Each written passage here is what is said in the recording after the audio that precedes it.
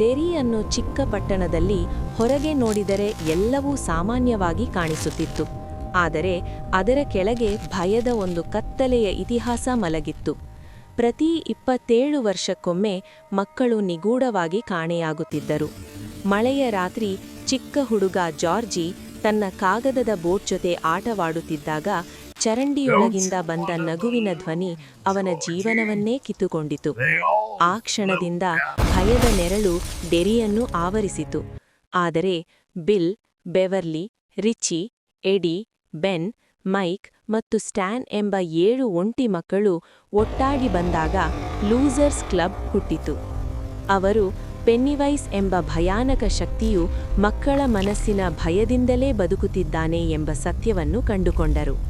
ಹಳೆಯ ಧೂತೀಯ ಮನೆಯಲ್ಲಿ ಮತ್ತು ಚರಂಡಿಯೊಳಗಿನ ಯುದ್ಧಗಳಲ್ಲಿ ತಮ್ಮ ಸ್ನೇಹವನ್ನು ಶಕ್ತಿಯಾಗಿ ಮಾಡಿಕೊಂಡು ಅವನನ್ನು ಎದುರಿಸಿದರು.